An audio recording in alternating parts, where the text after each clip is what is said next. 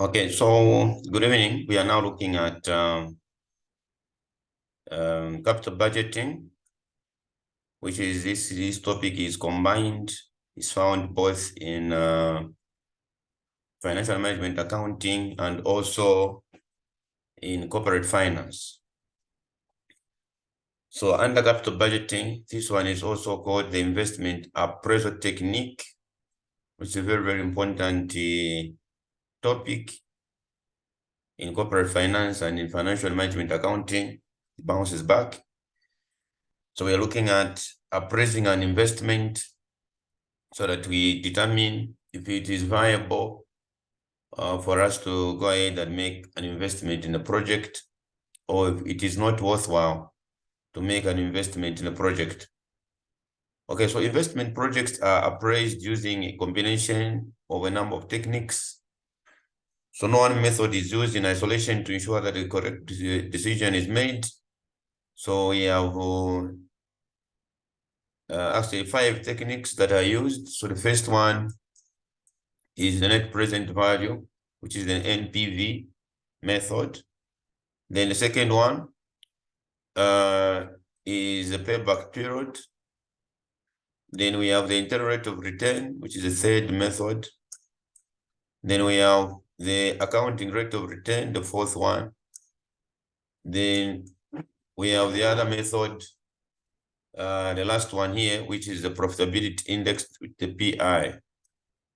So these are the 5 methods that we use for investment projects or investment appraisal techniques.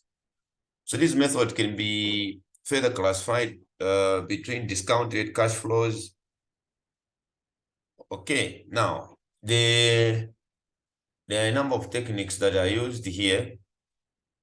The first one, on the net present value, we have to go for NPV, which is net present value. We are looking at advantages and disadvantages of this one.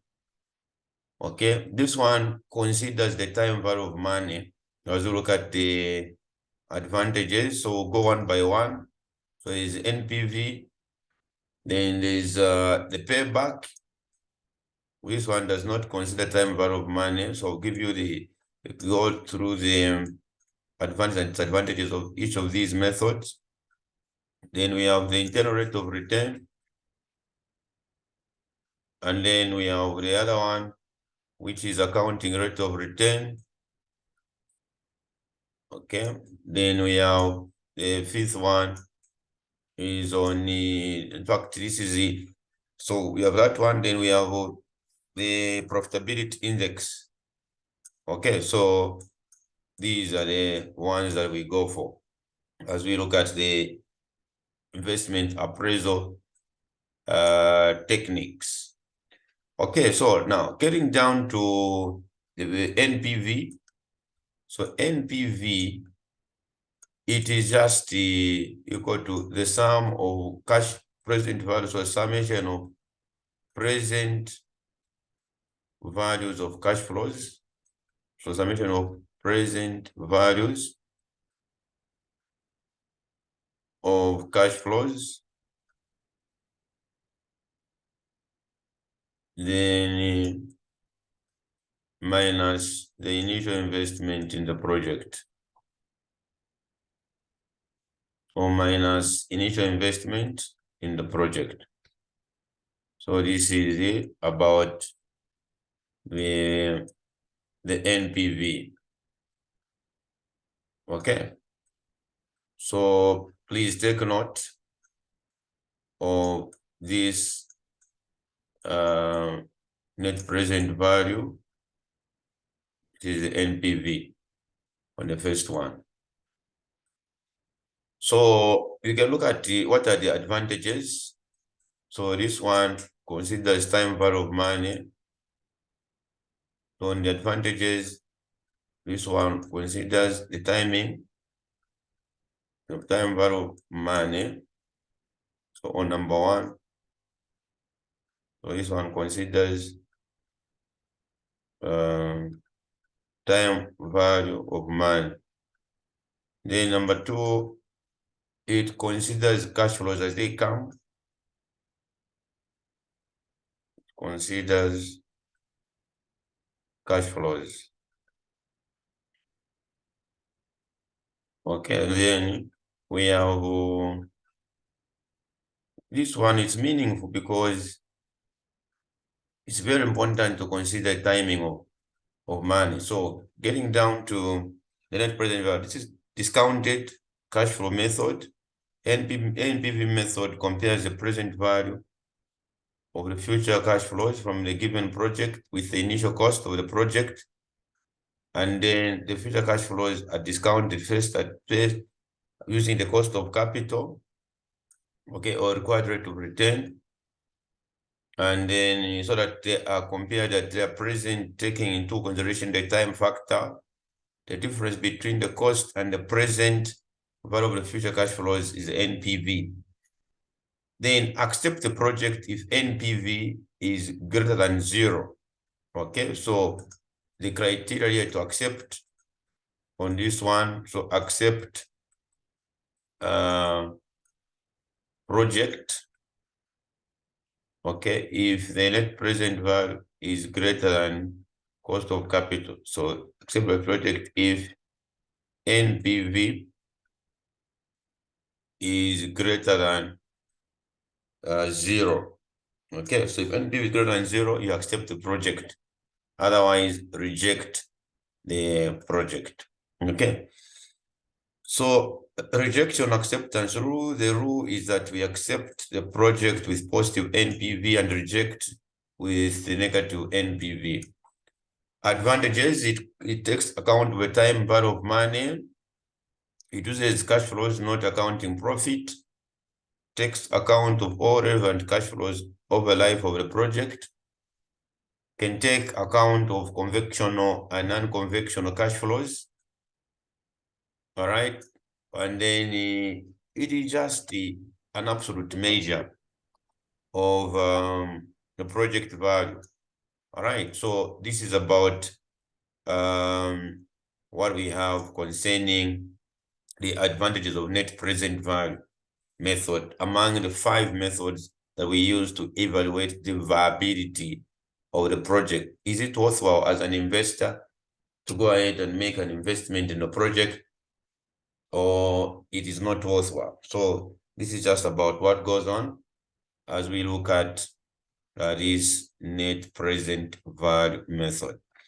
Then, of course, there are advantages for NPV, okay? But of course, we will get into the calculations of the NPV. This is the most important method among the methods that we can go for. In the advantage of NPV, project cash flows may be difficult to estimate. It does not account for profit. It's even difficult to calculate because it uses the time value of money. The cost of capital may change over the project rather than being constant, which means the required rate of return can actually change.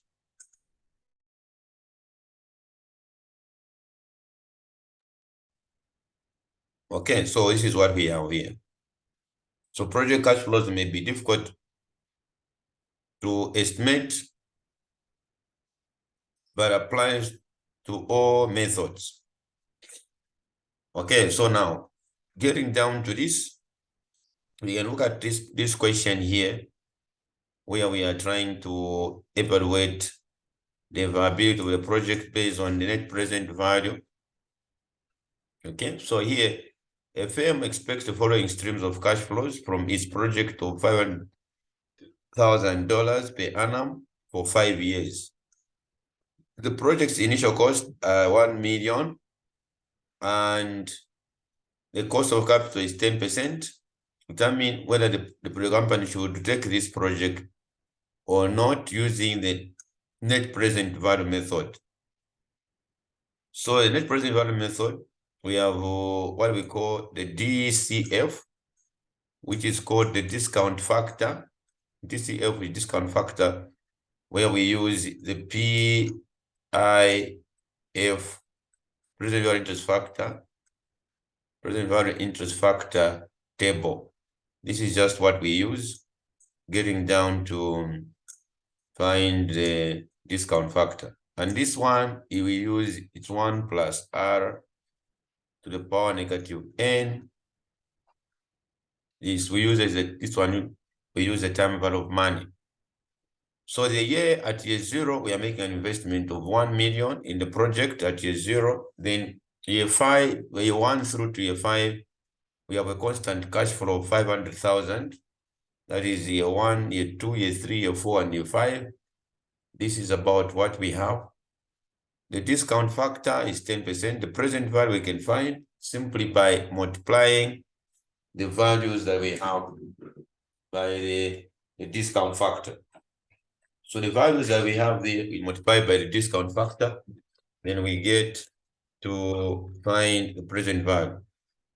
So the first one is 1 plus r to the power negative n. Here it's 1 to be 1.1 to the power negative 0.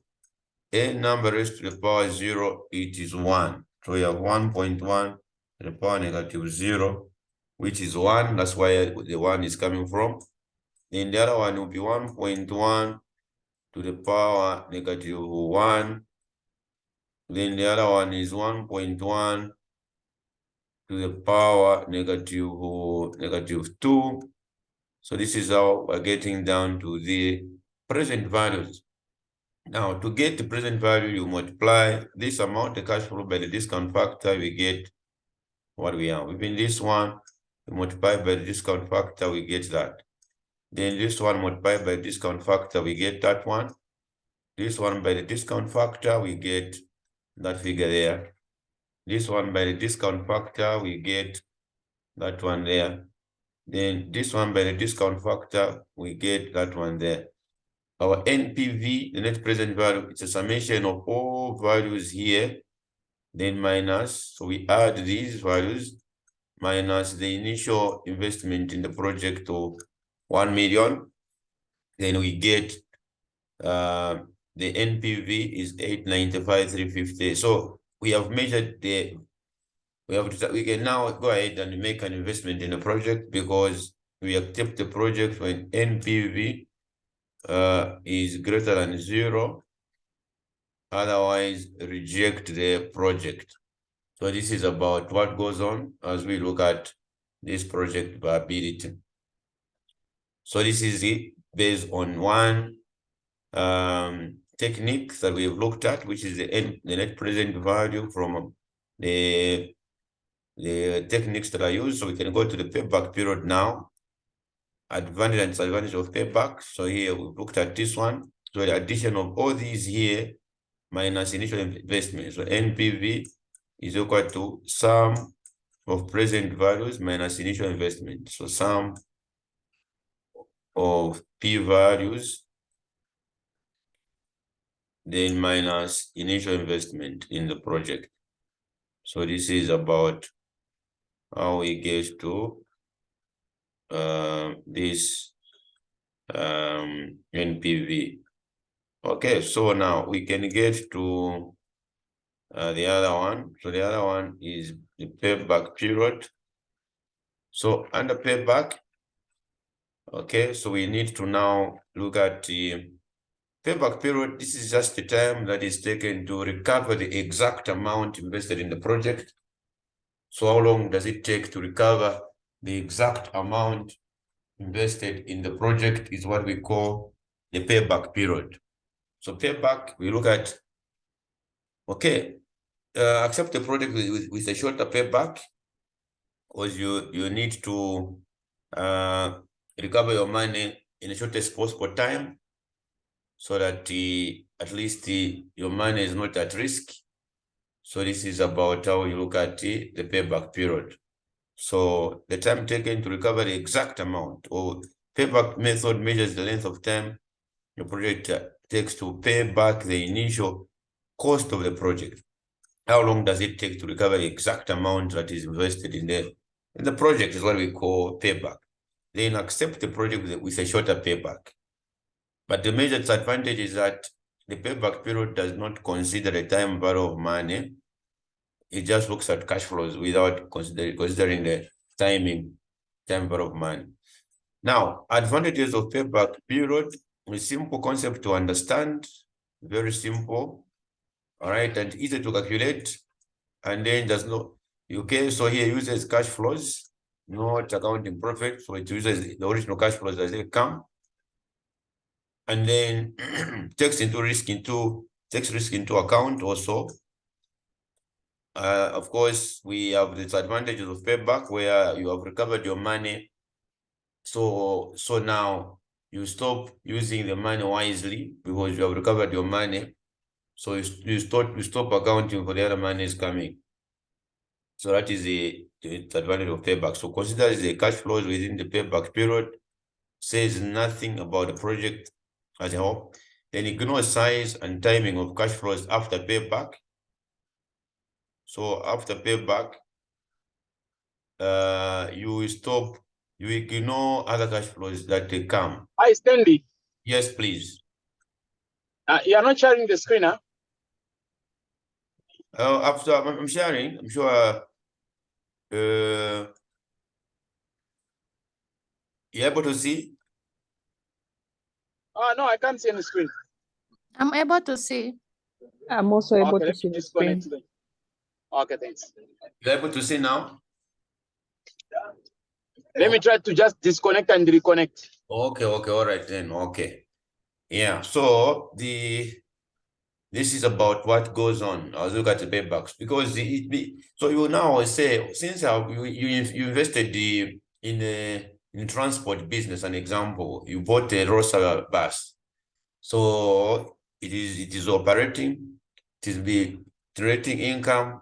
So when you recover your money, you even say, so since I've recovered my money, so the other money is that what will be coming, you stop accounting for it. You can misuse it. So that's the disadvantage of payback.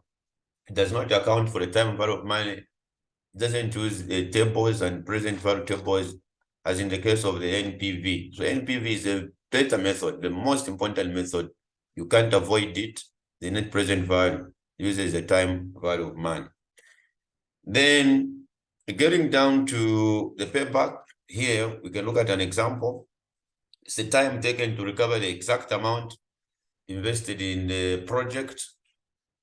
So as you recover your money, you look at the shorter the payback, the better for you. Okay, so that in the shortest possible time, you recover your cash flow, which is okay for you. This is about what goes on as we look at the payback period. All right, so now we can look at an example here. We can have two projects here. Okay, so we can look at an example on the payback period, how long it takes to recover the amount based on the project. So we can have two projects. So this is an example on equation 2 on the payback. So you say, okay, so you would say you have the projects A and project B. Okay, so project A and project B. So the payback for project A, okay, we're going to say payback for this will be equal to, we want to recover the exact amount invested in the project. So what is going to happen is we're going to say for project A, we have invested 1,000 kwacha, $1,000, so to speak. Then we have recovered 400 in year. We've recovered 400 in year 1. We have also recovered 400 in year 2, but we need to recover the exact amount. All right, so meaning first and foremost, we said 2 years. Then there is a remainder of $200, which we can recover from the other year, which is year 3. Because here we have recovered for project A, we need to find, the payback states the time taken to recover the exact amount invested in the project. All right, so the exact amount invested in the project is what the payback is all about. So now, here we have recovered 400 and then we've got 400, but there's a remainder of 200, which we can recover from year 4. Okay, so we divide this one by 400 because we can recover this one from this one. So the payback for project A is going to be 2.5 years. So this is how the 2.5 years was calculated. So we have 2.5 years. That's a payback for project A. Then we come to project B. Project B, we need to recover also how much? $1,000. So meaning this is exactly 2 years, because for 2 years we can recover our money exactly. So there's so here we can invest in project B with a shorter payback. So this one is exactly 2 years as a payback for project B. All right, so this is about what we have concerning this kind of equation.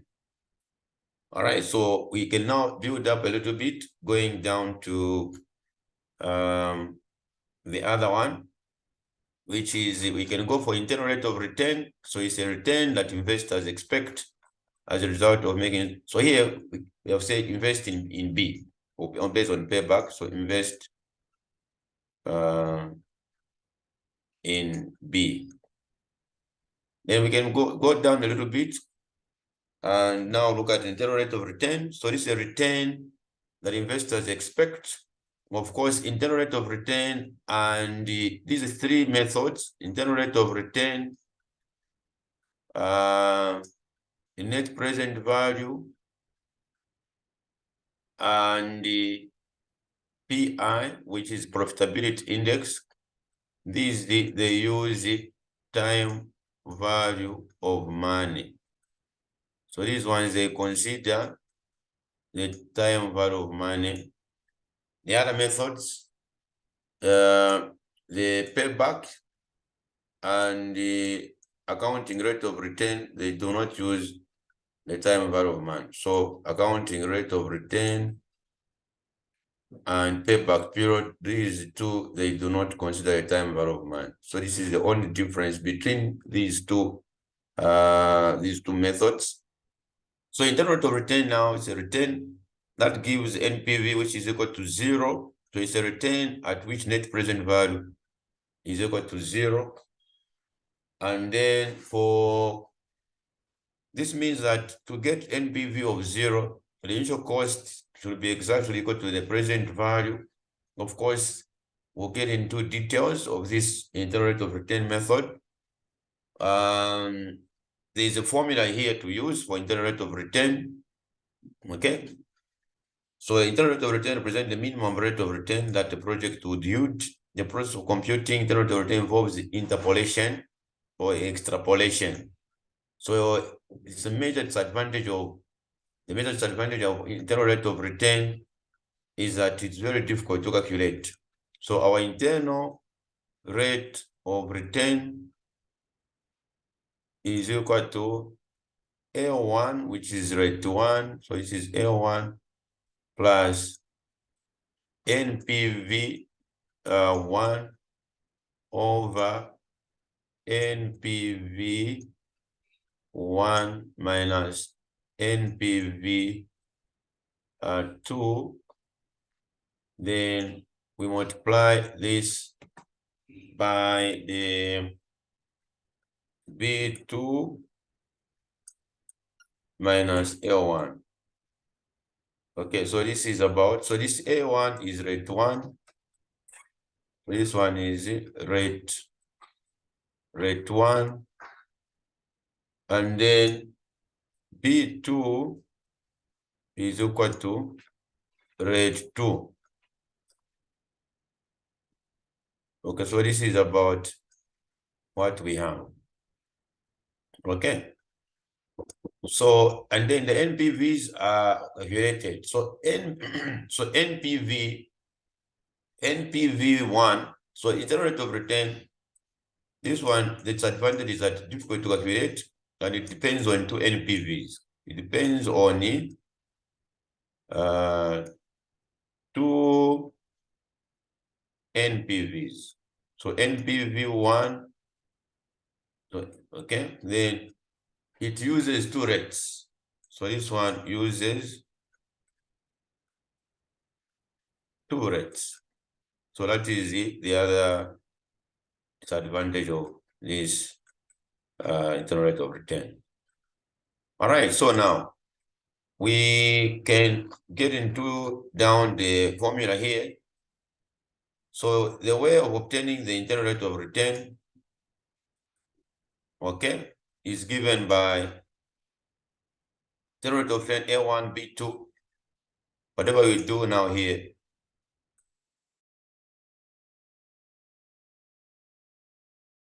right? 100%.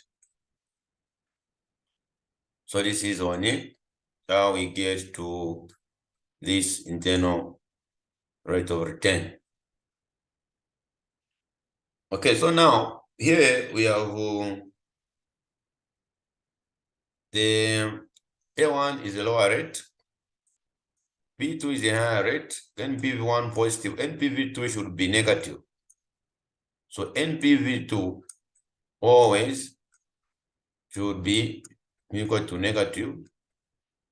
So you use, in most cases, the higher rate for us to get to find the internal rate of return. So accept the project if the internal rate of return is greater than 0.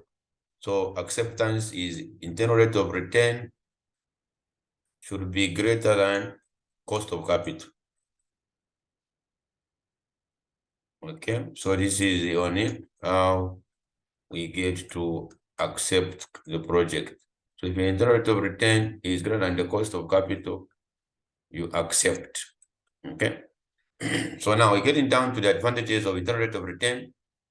It is closely related to NPV. As a result, the same decision, easy to understand and communicate. It is easy to understand, you can easily understand it and communicate. But the problem is that the internal rate of return to projects applying it with non-convectional cash flows is multiple internal rate of return, and it depends on NPVs. Okay, and it is based on trial and error. Okay, NPV accommodate changes, okay, for the discount rate during projects, and then internal rate of return. So advantage is that it depends on NPVs. Okay, so if NPVs are wrong, you can get the answer wrong. So it depends on two NPVs. Then also it is computed based on trial and error. So computed based on, okay, so based on trial and error.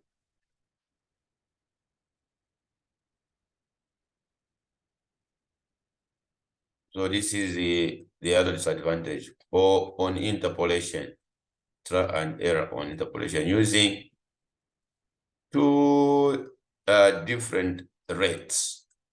Okay, so this is about getting to the disadvantage of internal rate of return, which is the third method. All right, so now we can look at this problem. Okay, so we have a question where the question 3 example on internal rate of return, where okay, the question where you're saying we invested in a project of 1,500. Okay, so 1,500 at the discount rate. The cost of capital was the 10%. So cost of capital was 10%. Then we are trying to find the first NPV. So for internal rate of return, the first NPV should be positive. The second NPV should be negative. And then you apply this formula here. For this, a second NPV should be negative. Take note of this. So each one you can use a higher discount rate than the first one. D2 is a higher rate, the A1 should be lower rate. So we have invested how much? At year 0, 1,500,000. The cost of capital, so we are using this one, is 1 plus R to the power negative N. Now, this is for a single amount, which is not annuity. Now here, this is it. We are recovering from year 1 to year 5. We are recovering 500,000. So that becomes an annuity. Okay, so that is for a period of 5 years. Okay, so this is the reason why we should use the present value interest factor annuity table. Or we can use this one, 1 minus 1 plus R to the power negative N over R. So when you use this one, this is the present value interest factor of an annuity. So this is what we use. So this is what that was used for this amount to be calculated, for this one to be found. So meaning here, you need to substitute, you put the value there. So you need to put the amount, so it's just 1 minus 1.1 to the power negative 5. Then you divide by the 0.1. So we are getting the 3.7908. That is for 4 decimal places. Okay. Now getting down to 3 decimal places. Excuse me.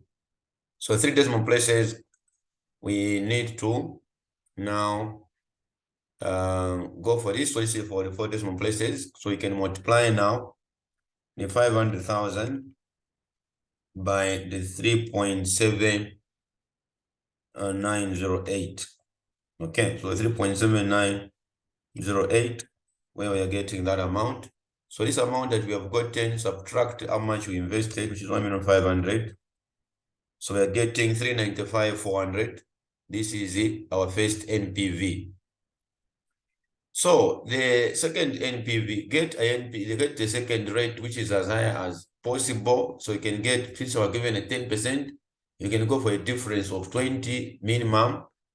Okay, so from 10, you can get a rate 30%.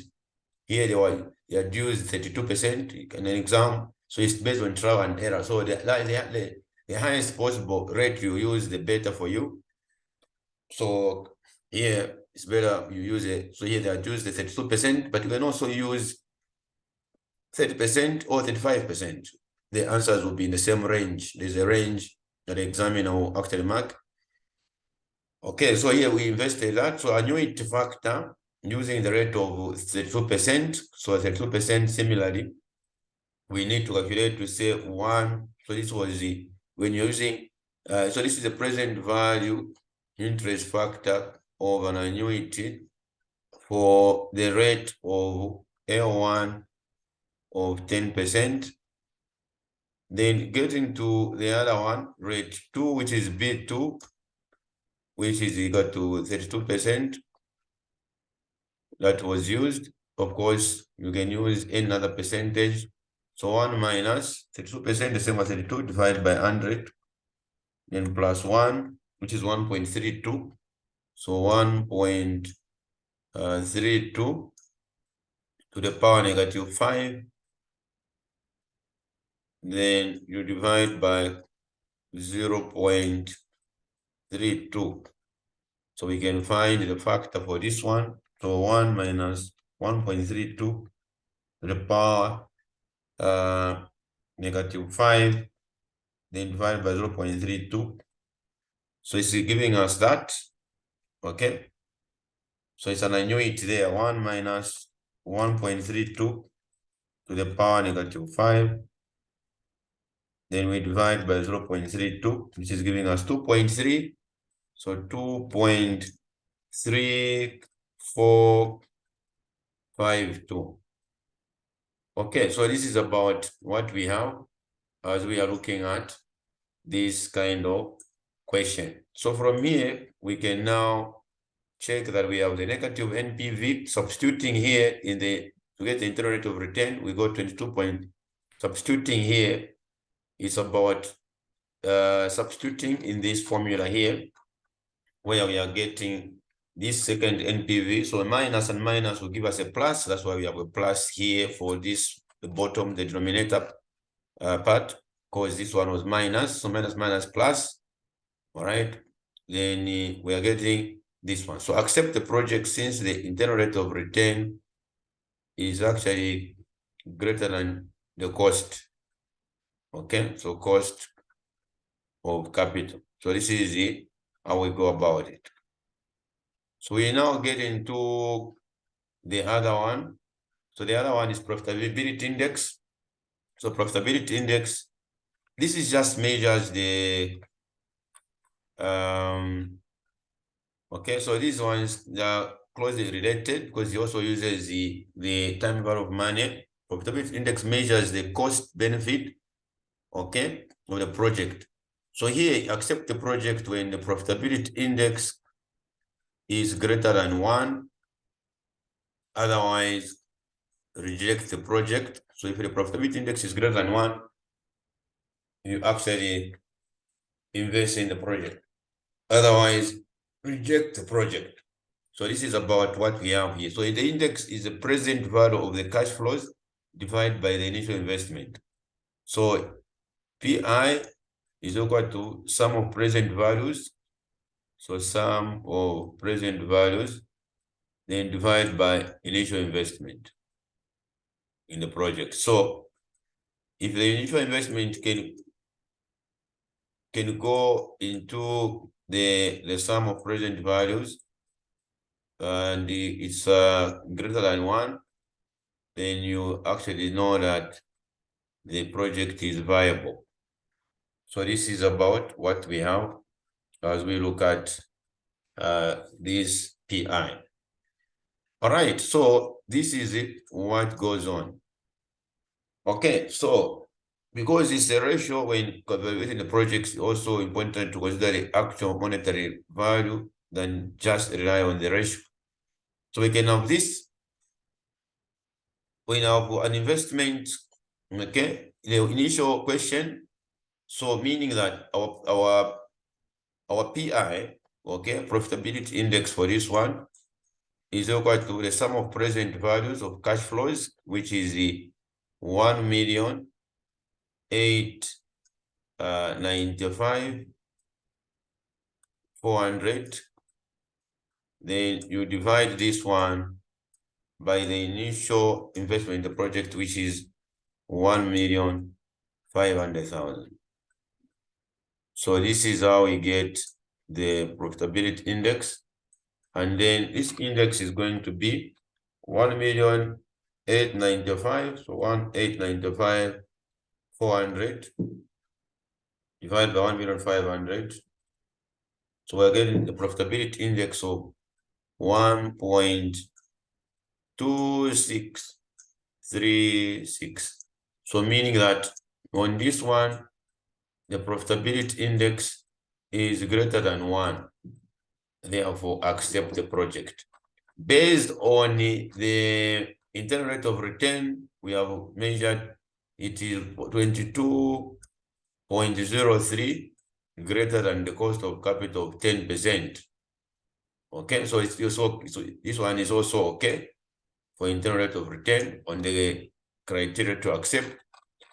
Getting down to the other one, where we are looking at the NPV, the original NPV, the net present value, we found net present value of 895,400, which is greater than 0. NPV greater than 0, accept the project. On the payback period, you accept the project with a shorter payback, we accept the project B. Getting down to the other one, here where we are looking at the profitability index, we have said that it's a sum of present values divided by how much we invested in the project. So if the PI is greater than 1, go ahead and accept the project. That is on the profitability index. So this is the method number 4. Getting down to the last one. Of course, there are advantages and disadvantages of each of these. So they are closely related to NPV, leading to identical decisions. It's easy to understand and communicate. So under this one may lead to incorrect decisions on comparison on mutual projects. All right, and then it does not account for profit. Okay, under disadvantage, this one does not account for profit. It just looks at original cash flows as they come. So this is about what we are getting down to the profitability index. Then we get to the last one, which is accounting rate of return. So it's just a return that investors expect as a result of making an investment in a project. So accounting rate of return, this is good for shareholders because they will know as an investor, you know that you're going to make your profit. And the essence of business is to make profit. If you are in business or if you're making an investment in every asset, you need to, the motive behind is to make profit. So the accounting rate of return uses accounting profit or losses and not cash flows. The difference between accounting profit and cash flow is accounting profits and losses include the depreciation and other items. So how you find the depreciation in the straight line method?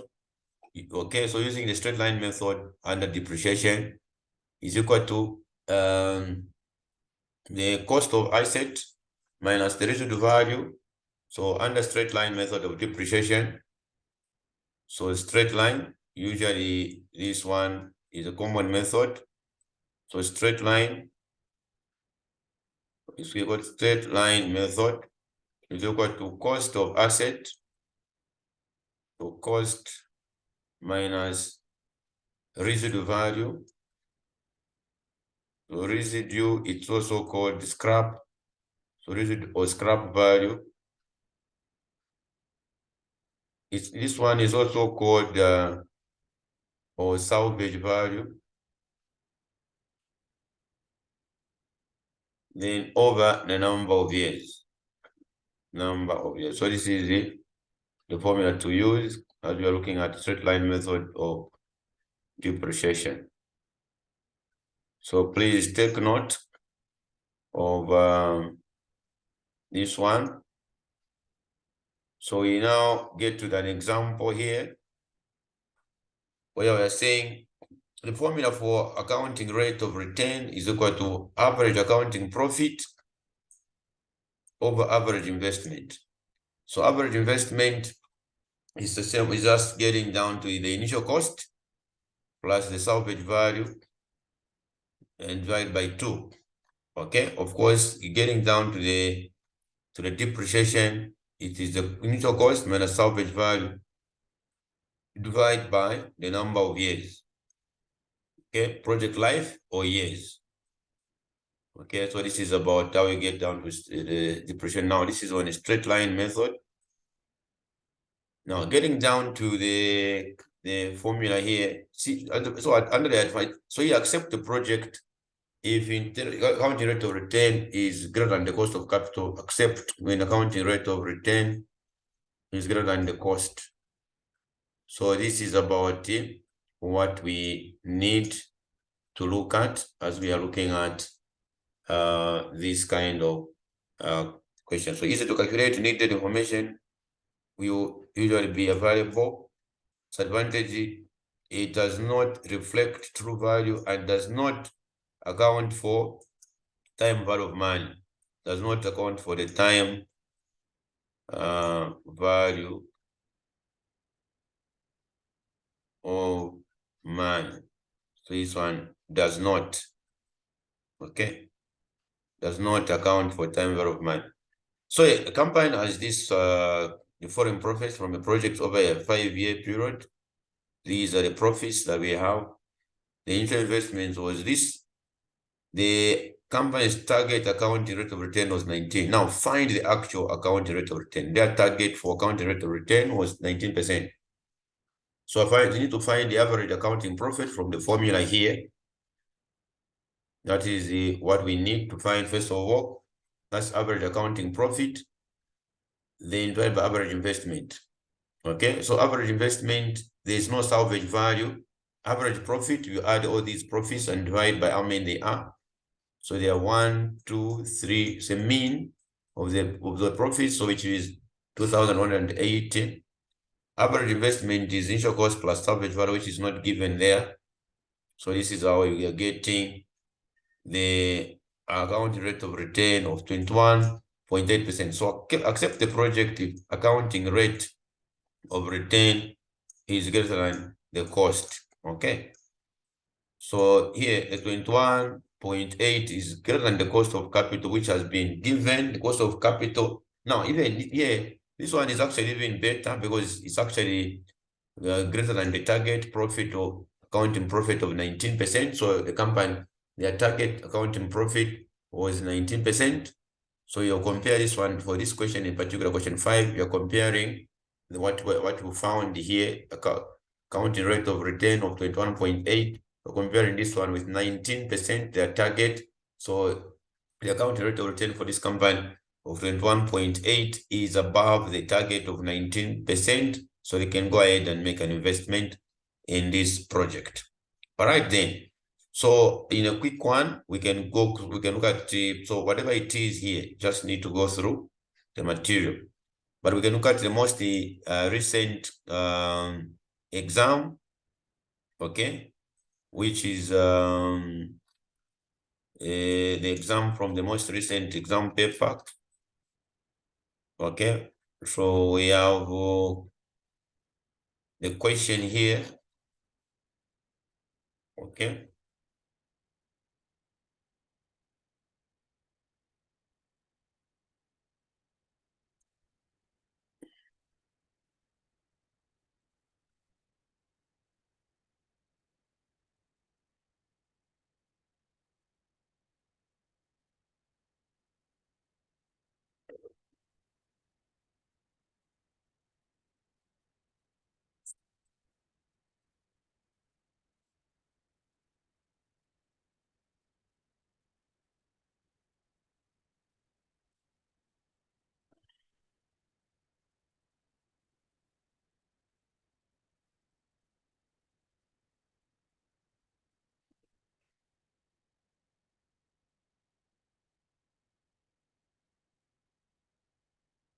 Okay, so we have this question from the exam paper that was done.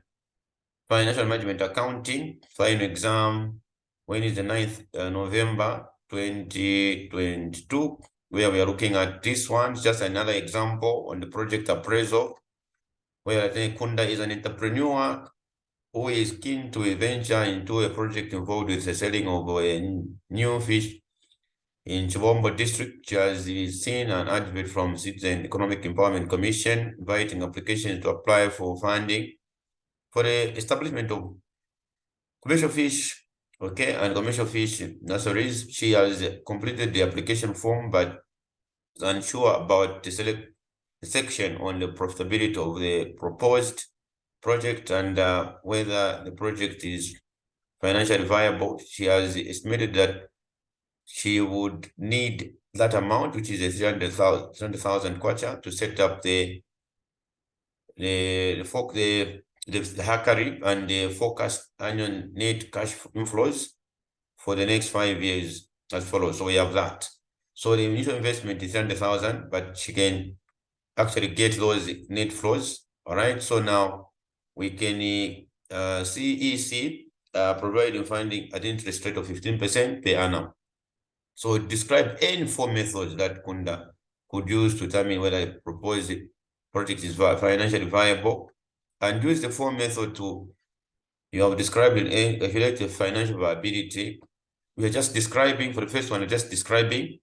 Now we are using now those methods to determine the financial viability indicators for the project under each method, then advise Kunda as whether the project is financially viable based on the indicators you have calculated in B with justifications, 25 marks. So we can use any 4 methods. So here we can go for well, okay, there are 4 methods that we could use to determine whether the project is financially viable: payback period, the net present value, profitability index, internal rate of return. And what is payback period? Payback period, time taken to recover the initial investment in the project. The shorter the payback, the better. Advantages, we look at easy to calculate, interpret, looks at original cash flows as they come. And advantages, all these are just there. So we have, does not account for time value of money, does not account for profits. Net present values is the sum of present values of cash inflows minus the initial investment in the project. We accept the project if NPV is greater than 0, otherwise reject the project.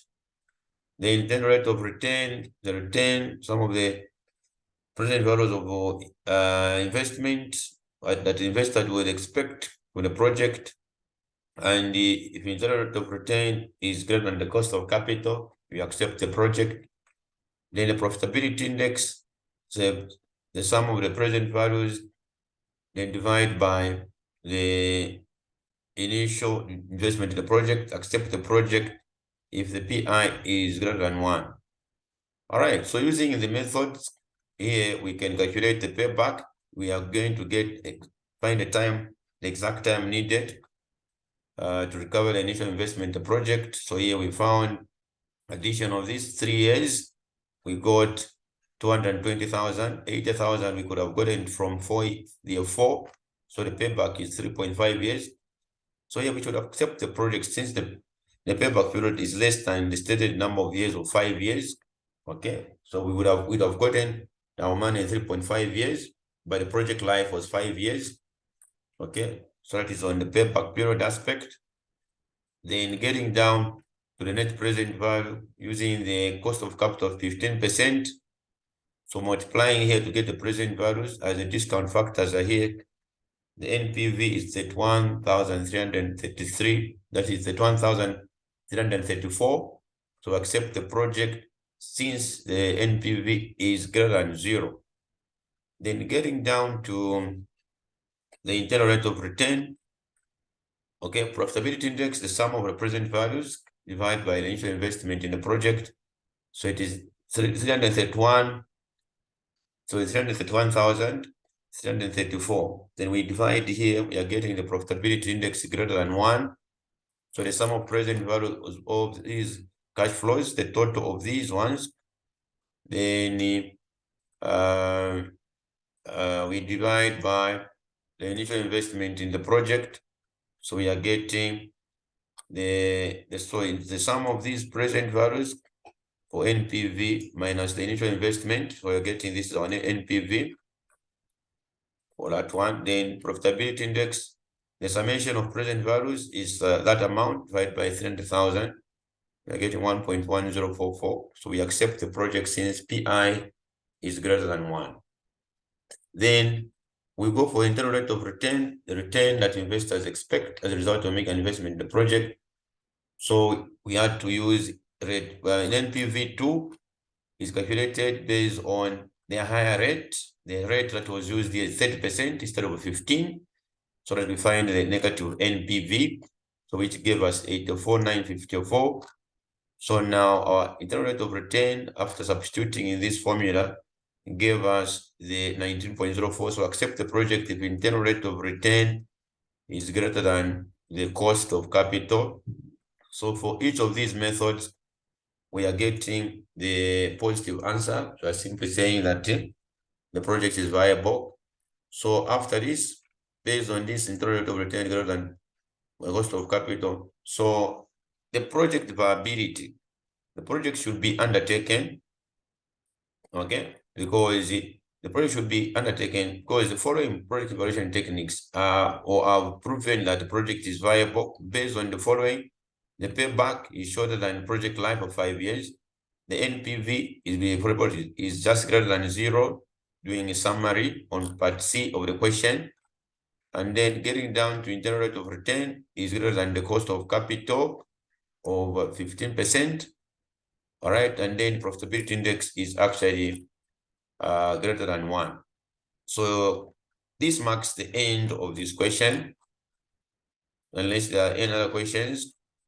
So the most important thing to do is to go through and understand the techniques. On this question, they needed students to describe N4 that we can go for, which is the payback.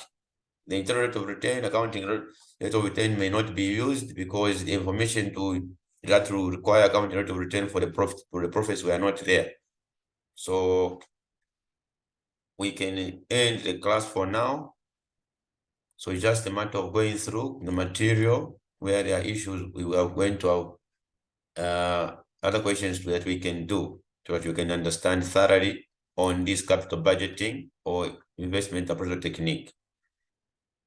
So at 18:30, there will be a class for production and operation management according to the timing on the schedule that Mr. Job actually had given me. So you're going to use the same link for those who are doing production and operation management. The class will start at 18:30. So we can end the class for now.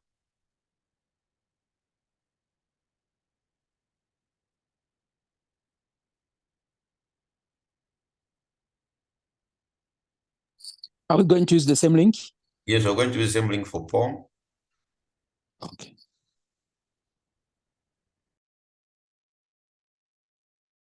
Okay, so we are now looking at, it's now about 18:35. We can get to this other topic, which is called master production schedule, one of the most important topics. And I have to make mention that this is the easiest, the shortest topic you can ever come across as you are looking at production and operation management. So MPS is master production schedule. And on this one, we are looking at two parts that are involved, that are important, that are cardinal as we are looking at master production schedule. So the first concept here is just to understand the theories, then we'll get to the questions in the pamphlet that we are going to do, at least 2 examples of each. There are 2 parts that are involved in master production schedule.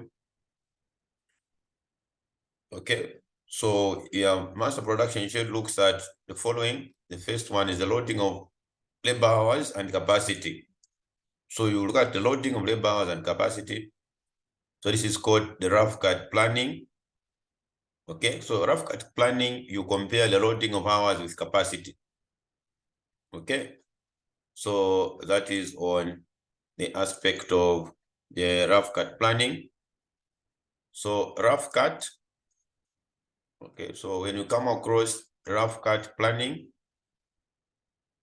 we just compare the loading of labor hours with capacity. Okay, so we compare the loading, okay, the loading of hours with capacity in each week. That's the meaning of rough cut planning.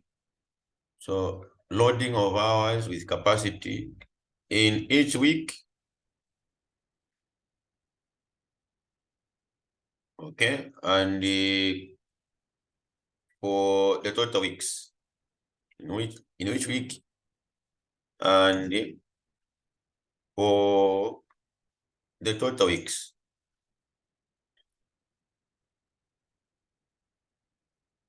Okay, total weeks, in order to determine if we have enough capacity to produce the master schedule.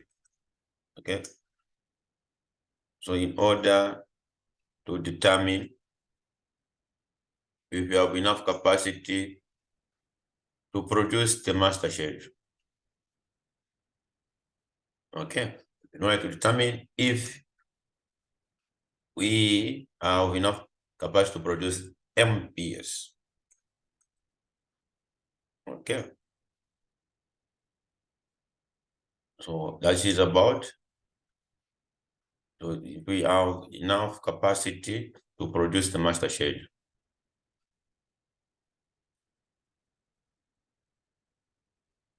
All right, so this is it. What happens here? Produce master schedule. So this is only the second part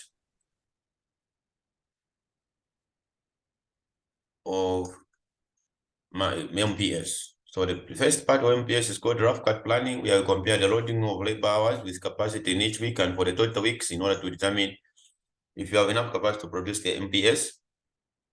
Then the second component is just called load sizing part. So the second component is called load sizing.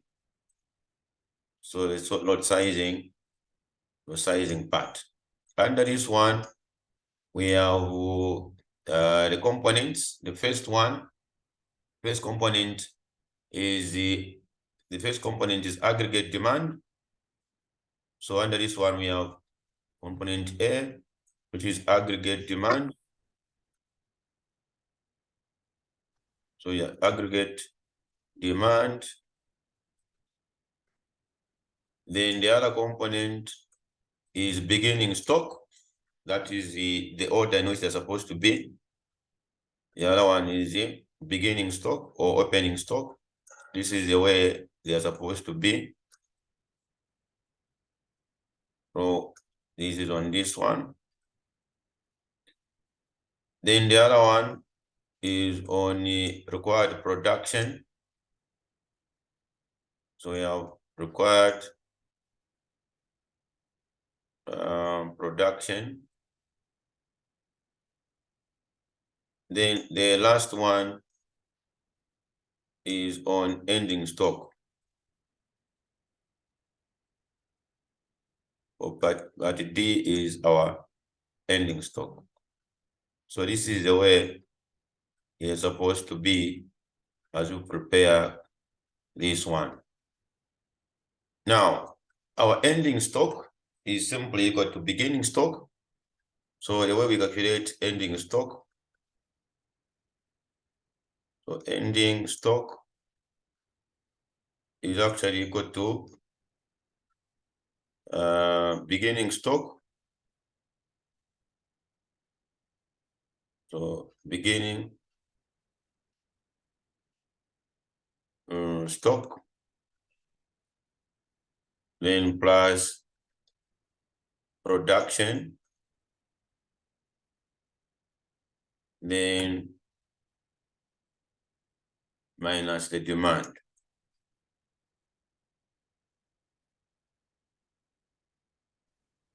So minus the demand. This is only how we get to the ending stock. So please take note of this formula. And the rule here is that inventory level should not fall below the safety stock. So inventory level, either ending or beginning stock, should not fall below the safety stock level. This is about the other part here with load sizing part. Load size means production. When we come across load size simply means production. Load size means production. We are in production. Okay, this is about what we have as we get to this second part of the master schedule. Okay, now on this one, we are simply saying ending stock is equal to beginning, what you opened with, plus what you produced minus what was demanded. This is only the aspect of where we look at this aspect where we look at the ending stock. Okay. Now the rule for this part is that inventory level, the rule for this one is that inventory levels should not fall below safety stock level. So inventory levels should be greater or equal to the safety stock level.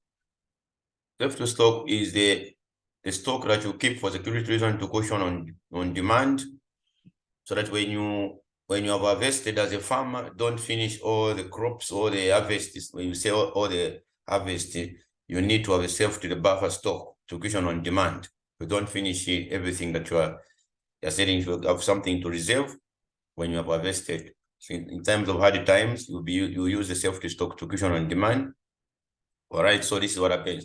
Now we can get down to an example. So ending stock is the beginning stock for the next period. Under this one, ending stock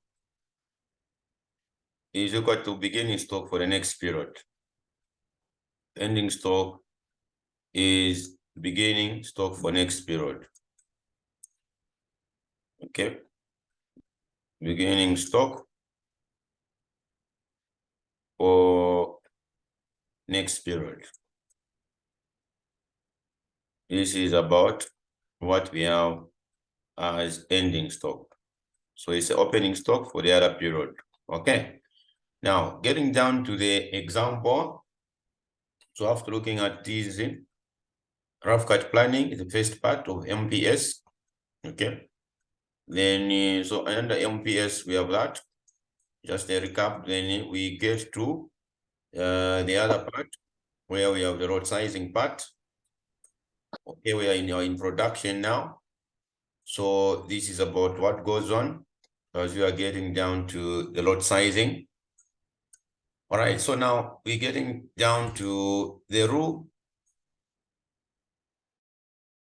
Inventory level should be greater or equal to the safety, which is this one, the same as called the buffer stock. Okay, so this is a stock that is there to cushion on demand. All right, so now we're getting down to the example. So let's get to the example now. Okay, so this one, we are getting to the POM pamphlet. Okay, so we have this master schedule. So we can get down to the example. So you have to understand which part is it. Is it the lot sizing part or is it the rough cut? Rough cut, we compare the loading of labor hours with capacity in each week and for the total weeks in order to determine if you have enough capacity to produce the master schedule and then make some changes or recommendations to the master schedule. The firm produces one product on a produce to stock basis. So they are just producing to keep. They are not producing according to the order. So even if there is no customer, you are able to produce and reserve because you know for sure that one day customers will be found. So you're just producing your own goods, okay, to keep, so that when customers will be there, then you'll be able to sell. Now the demand for this product comes from after you have produced to stock. Now you discover that the demand for what you have produced is coming from various sources or different sources, and the annual estimates for the next 4 weeks are given. So we have the source here, week 1, 2, 3, up to 4. So the demand came from intra-company orders, okay, for week 1, week 2, week 3. So even the demand also came from the warehouse orders. The demand came from the research and development orders, and the demand also came from customers. All right, so now the buffer stock, which is a safety stock for this product, is 30 units. So inventory to be, okay, so inventory level. So this is the road sizing part, which is the inventory. Inventory should be greater or equal to 30. So inventory should not fall below the safety stock level. Inventory should be greater or equal to 30. And the fixed lot size, which is the production size of 50 units. And then we have the beginning inventory is 50 units. Prepare the master schedule for this product. All right, so we can now prepare the master schedule for this product. So the first thing we need to do, we need to identify this part. This one is a road sizing part, where we are looking at the one that uses the beginning aggregate demand, beginning stock, required production, ending stock. And this one also uses aspect of the safety stock. So as we get down to the solution, we need to just bear in mind that we are looking at that one. So meaning, as we go to the solution, we need to aggregate the demand. So here, the solution for the first part of this problem, we are simply saying the total demand is 50, meaning aggregate demand. The sum of demand for this is 50. The demand for this one is 45. The demand for the other one is 25. The demand for that other one is 50. So these are the demand levels that we have. All right. So as we get down to this one, these are the total demands coming from various sources. So meaning the total demand is 50. And then we've been told the beginning stock is also, the beginning stock is 50. All right. So we have the aggregate demand here. We are getting down to is the total demand for this week. For the second week, we have the total demand of 45. The other week, we have the total demand of 25. The other week, we have total demand of 15. All right. So now, for this one, we need to now total demand. We have gotten 50 for each of these weeks. We have those ones. Beginning stock is 50. Quite all right. The 50 is enough to meet the 50, but the rule should not be violated. Inventory should be greater or equal to the buffer stock, which is the safety stock level of 30. So that's what you observe. Inventory level, either ending or beginning stock, should not fall below safety stock. It should be greater or equal to the safety stock. All right. So this is about what we have. So we're getting down to this. This is beginning stock is 50. 50 to meet 50, yes, we can. But what you're going to remain with will be 0. That's why we require the fixed lot size of 50 units. So that's why we are getting the fixed lot size of 50. So now our ending stock will be equal to, the formula for ending stock is equal to beginning stock, then plus production, then minus the demand. This is how we get to the ending stock. Beginning stock plus production minus the demand. So that's how we get down to our ending stock. So ending stock here is 50. Ending stock here is 50. Now 50 ending stock is the beginning stock for the next period. So we have the ending stock is 50, which is the beginning stock for this other period. Now 50 is enough to meet the 45. Now the problem is inventory should not fall below safety, because here we are going to remain with a 5, which is not good enough. Inventory should be greater or equal to 30, which is the buffer stock, which has been given in the question. So that's why we require production of a fixed lot size. We can only produce a fixed lot size of 50, not less than that. All right, so this is about what goes on.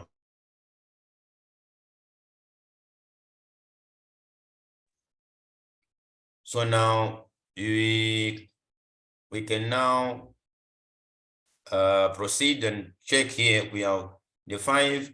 So now we require production of 50, because inventory here would have remained with the 5, which was not good enough because of this rule. As we look at this lot sizing part. All right. So now we're getting down to addition of these two, 50 plus 50, then minus 45. We are getting 55 as ending stock, which this 55 should be the beginning stock for the next period. All right, so this is about what goes on. So this one is a beginning stock for this period. 55 is good enough.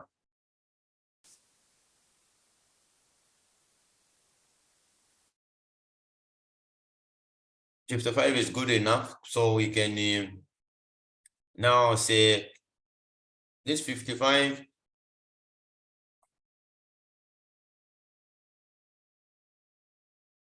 the 55, we can meet 25, can subtract here to get our ending stock.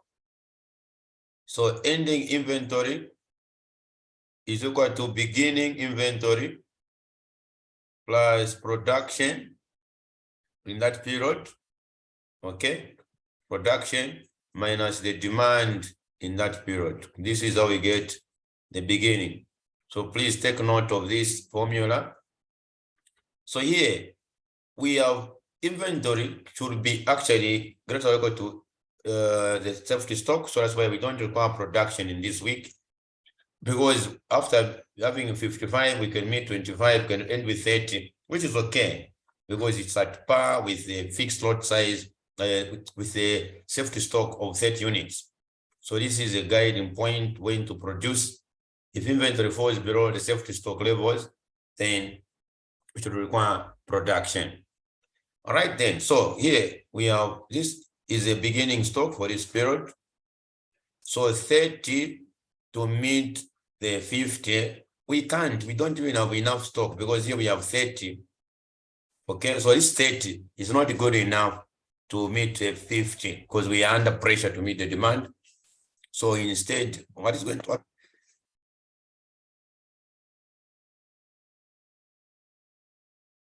So instead, what's going to happen is we have to produce 50 as a fixed lot size. So 30 plus 50 is giving us 80. 80 minus a demand of 50, we are going to have 30. All right, so this is the master production schedule for this question here. So please take note of this question, which has whenever you have a safety stock at the beginning inventory, we're talking about load sizing, and the route to go for is at inventory level, either ending or beginning stock should not fall below the safety stock levels.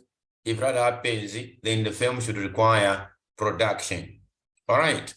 Now, the other part, what I not mentioned, I talked about is where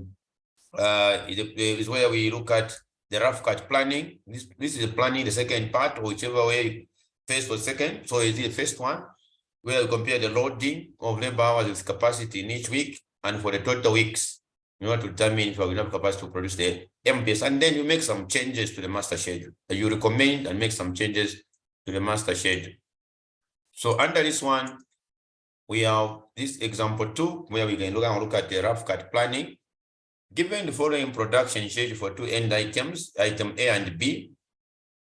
Okay, so these end items A and B, we have in these weeks, week 1 through to week 6, we have the production of 10 for at item A. Week 2 is 20, week 3 is 20, week 4 is 10, week 5 is 30, and week 6 is 10. These are the productions of the end item A. And then getting down to end item B, we have these productions given in each of these weeks.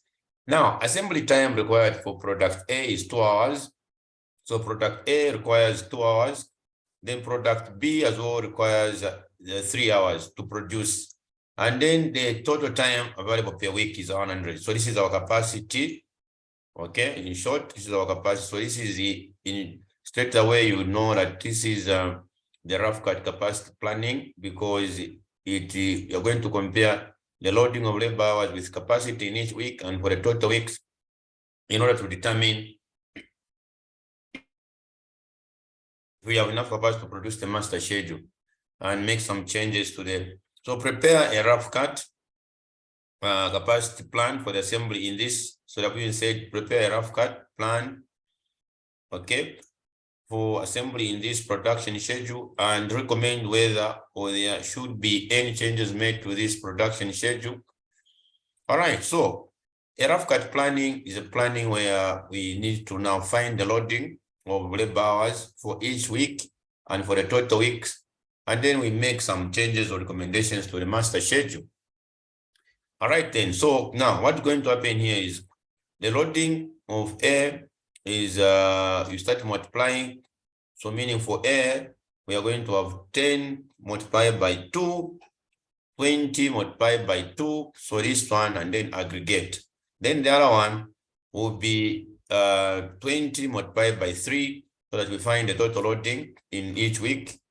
All right, so meaning for A, for the A, we have that. So meaning, as we come to product A, okay, so product A, what is going to happen is we need to, so loading, so we have 1 week 1, week 2, week 3, week 4, week 5, and week 6. So we need to now do the loading of labor hours for each of these for each product. Okay, so meaning loading hours of A, so loading hours of A, loading hours of B, total loading, and then capacity. So here loading, okay, hours, this is for A, this is product A.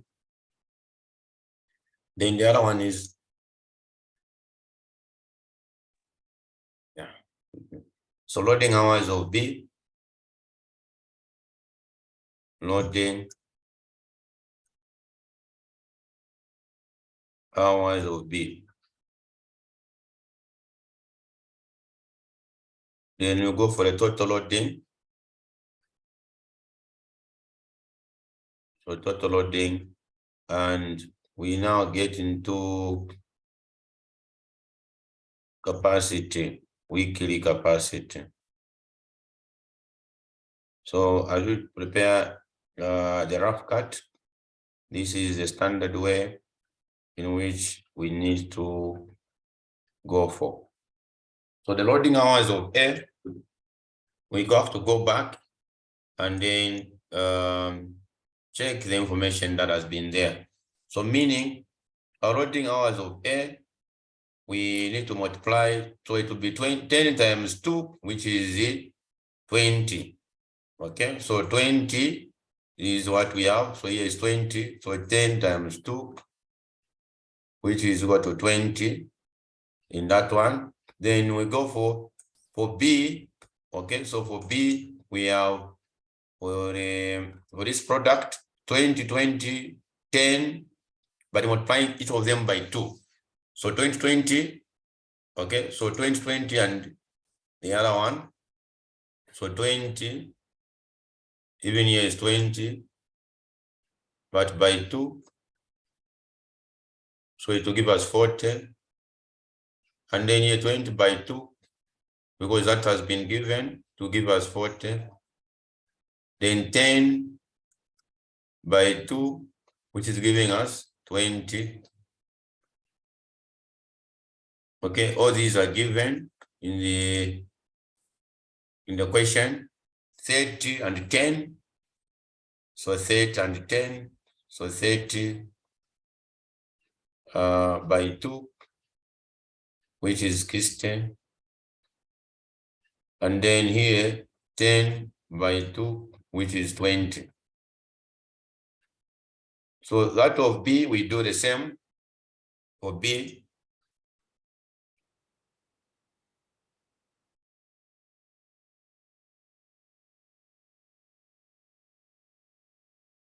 So for B, you have 20, 20, 20 by 3. All right, so 20, 20 by 3. So here 20, even here 20, even here is 20. But by 3, even here 20 by 3,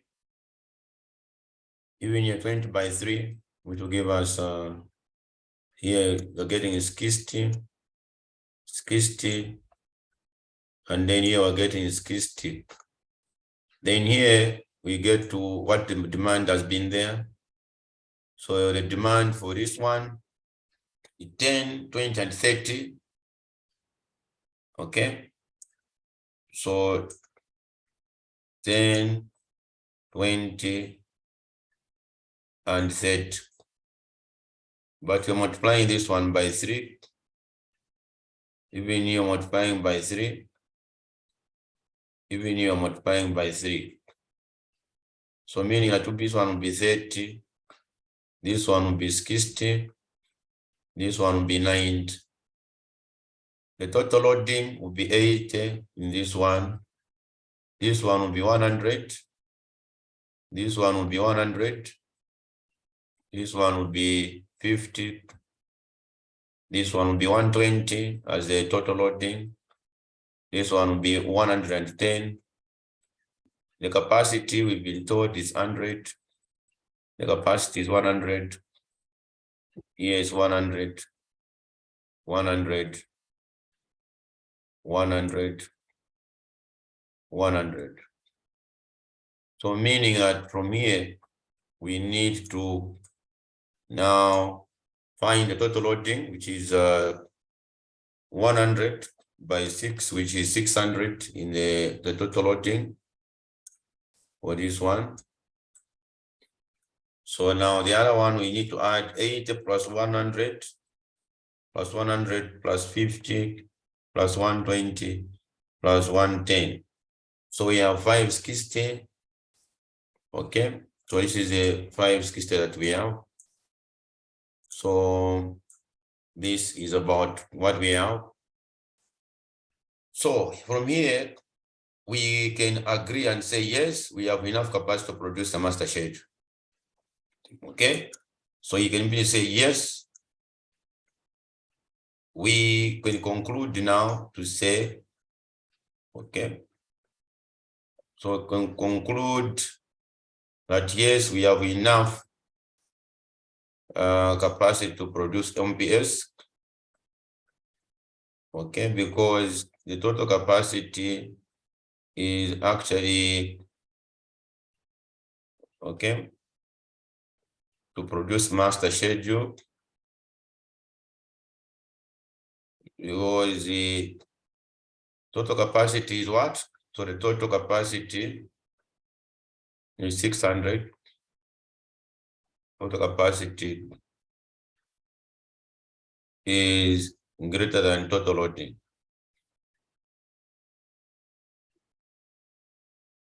But of course, we have, so the total capacity here is 600 hours greater than 560 hours. So of course, but we can argue to say, but we have underloads. So we now just take where we have underloading. So we have underloading in week. You can specify a week where we have underloads. So where we have the underloading is week 1, week 1 and week 4. So week 1 and week 4, we have the underloads in week 1 and 4. Then we have the overloads. Overloading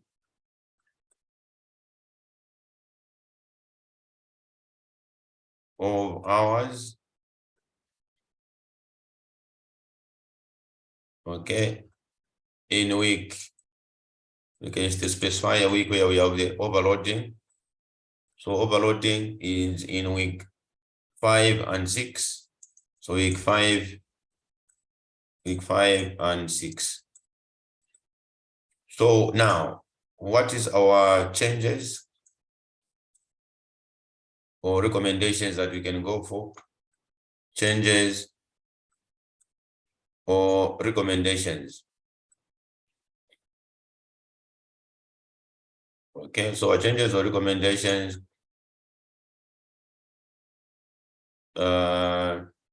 in MPS, we can now simply say, so this is number 3. Number 1, we just computed. Number 2, we agreed that yes, we have enough capacity to produce MPS. Number 3, we are now making changes to the master schedule. So move labor hours from the weeks where we have the underloads to the weeks where we have the overloads. So move hours. So you can now just comment that we need to move labor hours in the weeks. Okay, labor hours from the weeks where there are overloads. Okay, so where there are overloads, to weeks where there are underloads, where they are overloading, 2 weeks where there is an underload. Okay, so 2 weeks, okay, where there are underloads. So we can specify the weeks where we can move. Of course, we can remove the 10 hours here and take these hours to week 5, week 4.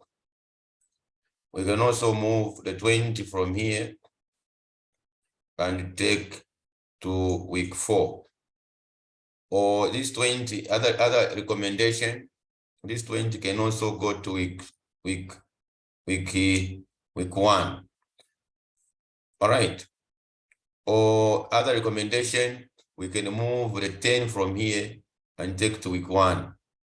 You strike a balance, so that you balance up from the weeks where the problem is here, where you have the overloading, to the weeks where you have underload. So you can move some hours from here and take them to where you have actually underloading, so that the loading of labor hours does not exceed the capacity. So this is what is involved as we look at master production schedule, MPS, which is a very, very important topic, one of the shortest topics in master production schedule, that is in production and operation management. So please take time to go through. There are other equations, other examples we can do, like example 2 is also on the same rough cut planning. So this one is a question that you can go through, can come and discuss together at later time, go through on the rough cut planning, where we are looking at this company, the manufacturing backward scanners on a produce to order basis. So they are only producing if it is an order. If it is no order, they are not interested to produce. So this company has 3 models of scanners on the same assembly line. In final assembly has 20,000 hours of weekly capacity. So this is a weekly capacity. Then the 6-week MPS and the final assembly standard for each model are. So we have that one. So we can have the loading hours of A, loading hours of B, loading hours of C, and we find the total loading. This is a very important question that you need to try, that we need to come and discuss in another class. So you compute the actual final assembly hours required at the plant in each week, and for the total weeks, then compare the load to labor capacity in each week, and for the total 6 weeks. This is a rough cut planning. So already this is a rough cut. Okay. So you just really need to go through this question. And then do we have enough capacity to produce the master schedule? What changes would you recommend? So you strike a balance from where you have the overloads to where you have underloads, so that the loading does not exceed capacity. Unless there are any other questions so far on this topic.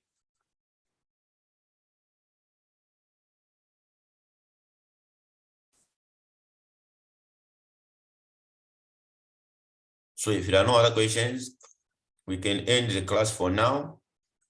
And the other class, Mr. Njov will advise me when we're going to have it. So we can end the class for now. This is the other question that you can take as your homework to try that we need to now come and discuss together in the other class before looking at the other topic in the other session that we're going to have.